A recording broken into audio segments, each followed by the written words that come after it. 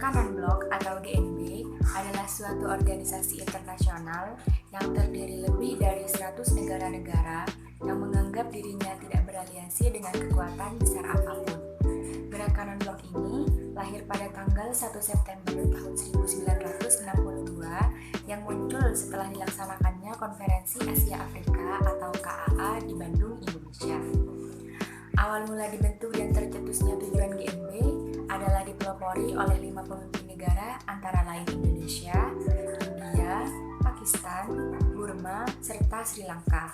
Pertemuan pertama kali dilaksanakan di Colombo, Sri Lanka yang diselenggarakan pada tanggal 28 April sampai tanggal 2 Mei tahun 1952. Kemudian dilanjutkan pertemuan di Istana Bogor pada tanggal 29 Desember tahun 1954. Untuk bisa mewujudkan tujuan GNB tersebut, negara anggota selalu menyelenggarakan konferensi tingkat tinggi atau KTT. Anggota GNB juga ikut serta mencari solusi terbaik atas peristiwa-peristiwa internasional yang bisa membahayakan perdamaian dan keamanan dunia. Nah, tujuan dari organisasi ini seperti yang tercantum dalam Deklarasi Habana tahun 1979 adalah untuk menjamin kemerdekaan, kedaulatan, dan keamanan dari negara-negara non-blok dalam perjuangan mereka menentang imperialisme, kolonialisme, apartheid, rasisme, dan segala bentuk agresi militer, pendudukan, dominasi, dan menentang segala bentuk blok politik.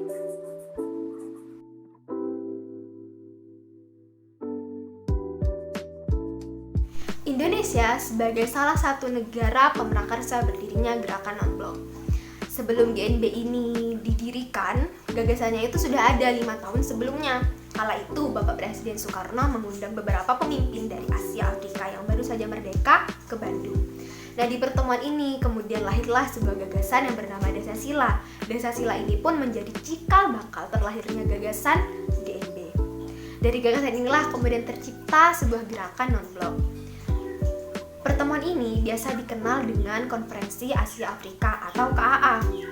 Beberapa pemimpin yang terlibat di dalamnya antara lain yaitu Presiden Yugoslavia, Josip Broz Tito, Perdana Menteri India Jawaharlal Nehru, Presiden Mesir Gamal Abdel Nasser, Perdana Menteri sekaligus Presiden Ghana yaitu Kwame Nkrumah, dan Presiden RI sendiri Bapak Soekarno.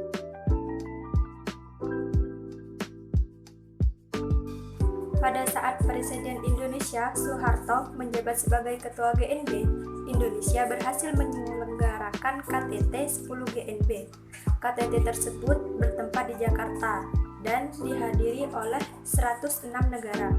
KTT 10 GNB dilaksanakan pada tanggal 1 sampai 6 September 1992 dengan Ketua Presiden Soeharto.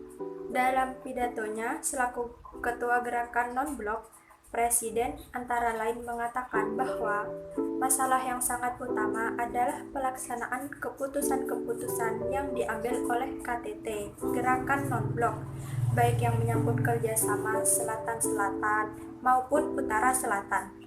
Para pemimpin dari negara-negara anggota Gerakan Non-Blok atau GNB mengakhiri KTT ini dengan melahirkan sebuah keputusan yang disebut Jakarta Message atau Pesan Jakarta seperti berikut.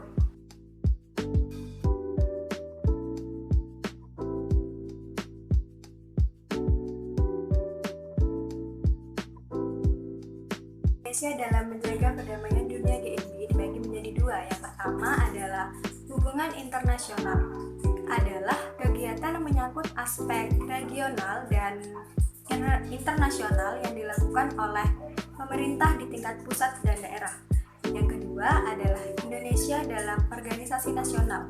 Pentingnya organisasi internasional adalah karena kerjasama antar negara atau antar warga negara memungkinkan terlembaganya nilai-nilai bersama.